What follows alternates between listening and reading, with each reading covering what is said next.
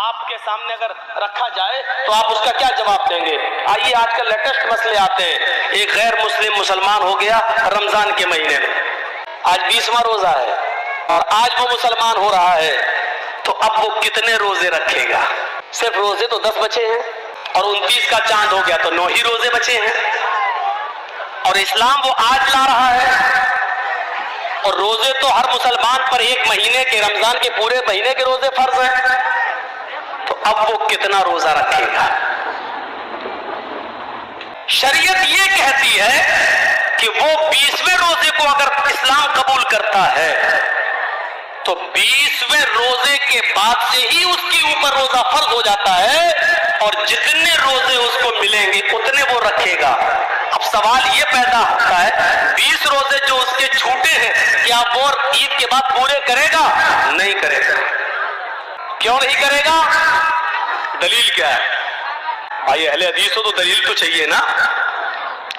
آپ لوگوں نے جلسہ بہت اچھا کیا ہے لیکن یہ لائٹنگ بہت بری کی ہے، کبھی ہری کبھی لال، اور وہ آنکھوں پہ پڑتی ہے تو کبھی تو لگتا بہت آدمی ہے، کبھی بیٹھ دکھتا ایک بھی نہیں ہے، اور کبھی جب لال جلتی ہے تو میں سوچتا ہوں رک جانا چاہیے کیونکہ یہ ریڈ سگنل ہے، یہ ہم کو اشارہ کر رہی ہے کہ بولنا بند کر دو. ارے یہ تم کو کس نے، ارے جرجی صاحب کا جلسہ ہے، کوئی بارات میں نہیں آئے ہیں نکاح کے لیے. یہ ایسی لائٹنگ جلسوں میں لائٹ ایسی ہونی چاہیے جو جلتی رہے، بس مجھے نہیں، تو ایسا لگ رہا ہے جیسے آنکھ مار رہی ہو. اللہ کی قسم بڑا ڈسٹرب ہو رہا ہوں. کل بھی ہوا تھا لیکن کل میں بول نہیں پایا، سارا غصہ ان چینل والوں پہ اتر گیا. آج یہ لائٹ والے پہ لگ رہا ہے سارا غصہ اتارو. کبھی لگتا ہے کہ کہاں چلے گی پبلک، کبھی لگتا ہے یو دیکھو وہاں تک بیٹھی ہوئی ہے. ہماری بھی تو آنکھیں ہیں، کوئی ہم بہت بڑے بابا تو ہیں نہیں کہ یہاں بیٹھے بیٹھے ہم کلکتہ تک کو دیکھ لیں. اتنی مشین تو ہے نہیں میری آنکھوں میں. تو میرے بھائیوں اب وہ 20 روزے کے بعد جتنے ملیں گے وہ رکھے گا، پہلے کی نہیں. کیوں؟ کیونکہ پہلے اس پر روزے فرض تھے ہی نہیں. اسلام تو وہ ابھی لایا ہے، مسلمان تو وہ آج ہوا ہے. آج سے پہلے اس پر روزے فرض تھے ہی نہیں، فرض آج ہوئے ہیں، تو جتنے ملیں گے اتنے روزے رکھے گا. ایک اور مسئلہ یاد رکھیے گا، ایک غیر مسلم ابھی مسلمان ہوا ہے 20ویں روزے کو، اور ٹائم ہے 5 بجے کا، شام کو 5 بج رہا ہے اور ابھی اسلام لایا. اشہد ان لا الہ الا اللہ وان محمد رسول اللہ، اسلام لے آیا، کلمہ پڑھ لیا. 5 بجے سے ہی اس کے اوپر روزہ فرض ہو گیا. سن لیجئے، اب 5 بج رہے ہیں، ابھی اسلام لایا ہے، 5 بجے سے ہی اس کے اوپر روزہ فرض ہے. یہیں پر وہ نیت کرے گا میں روزے سے ہوں. اب یہاں سے روزہ ہے وہ، اور آپ کے ہاں روزہ افطار ہو رہا ہے مان لیجئے 6 بجے، تو بس 1 ہی گھنٹے کے بعد وہ روزہ افطار کرے گا اور اس کا یہ ایک روزہ مانا جائے گا. 5 بجے اگر اسلام لایا ہے تو 5 بجے سے ہی اس کے اوپر روزہ فرض ہو گیا ہے، اور جب افطار کا وقت ہوتا تب وہ افطار کر لے گا، اس کا یہ ایک روزہ مانا جائے گا. اب سوال یہ ہوتا ہے کہ وہ 5 بجے تک تو خوب کھاتا پیتا رہا، تو خوب کھاتا پیتا رہا، اس وقت وہ کافر تھا، اس کے اوپر کھانا پینا جائز تھا. 5 بجے سے پہلے وہ مسلمان تھا ہی نہیں، اس لیے روزہ نہیں تھا. 5 بجے اسلام لاتا ہے، 5 بجے مسلمان ہوتا ہے، اس لیے روزے کے احکام 5 بجے سے ہی اس کے اوپر لاگو ہوں گے. 5 بجے سے پہلے اس کو جو کھلایا پلایا گیا یہ اللہ کی رحمت اور مہربانی میں شامل کر لیا جائے گا. میرے پیارے ساتھیوں، ان مسائل کو جاننے کی ضرورت ہے. تو بہت ہو چکا ہے مولانا صاحب نماز کے بعد دعا مانگنی چاہیے کہ نہیں، یہ پک چکا ہوں سن کر، ہم بھی پک چکے ہیں بتا کر. چلے جائیے موزم پور کے سائڈ میں، ابھی تک نہیں مانا جا رہا ہے. دھرنے سے مسجد میں نماز پڑھی جا رہی ہے. 20 سال پہلے میں نے کہا تھا جس مسجد کے اندر قبر ہوگی اس مسجد کے اندر نماز نہیں ہو، نہیں مانا جاتا. دلیل کیا دی جاتی ہے؟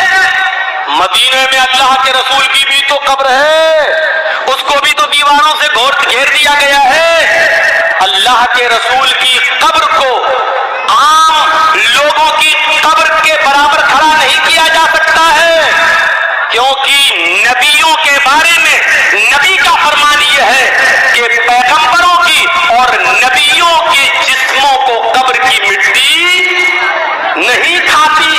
لیکن ہمارے اور آپ کے جسموں کے بارے میں نہیں ہے کہ قبر کی مٹی نہیں کھاتی. نبیوں کے بارے میں اللہ کے رسول کا یہ فرمان ہے کہ نبیوں کو وہی دفن کیا جاتا ہے جہاں ان کا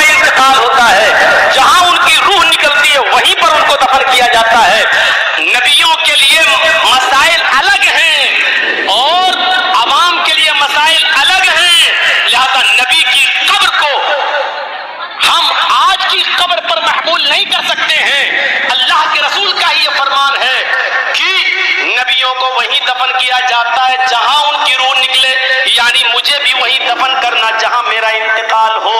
نبی اکرم نے یہ فرما کر ظاہر صاف کر دیا کہ میری قبر وہی ہوگی جہاں میرا انتقال ہوگا۔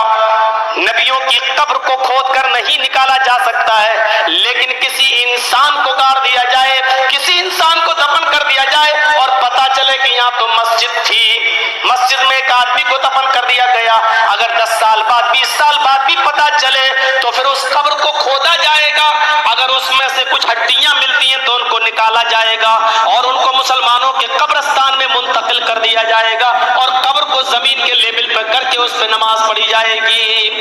اگر 10 15 20 سال کے بعد اگر اس میں ہڈیاں بھی نہ ملے، جب قبر کو کھودا جائے تو اس میں ہڈیاں بھی نہ ملے، کیونکہ جسم انسان کا مٹی سے بنا ہوا اور جسم کو مٹی بن جانا ہے، اب اگر ہڈیاں نہیں ملتی ہیں تو اس قبر سے 1-2 تسلا، 1-2 بڑا برتن بھر کر مٹی نکالی جائے گی اور اس کو مسلمانوں کے قبرستان میں منتقل کر دی جائے گی اور اس قبر کو زمین کے برابر کر کے اس میں نماز پڑھی جائے گی۔ لیکن مسئلہ ہے وہ اپنی جگہ پر قائم رہے گا، آپ اس کی چاہے کتنی دیواریں کھڑی کر دیں، چاروں طرف سے اس کو کتنا بھی گھیر دیں، لیکن جس قبر مسجد کے اندر قبر ہے اس مسجد کے اندر نماز نہیں ہوگی، نہیں ہوگی، نہیں ہوگی۔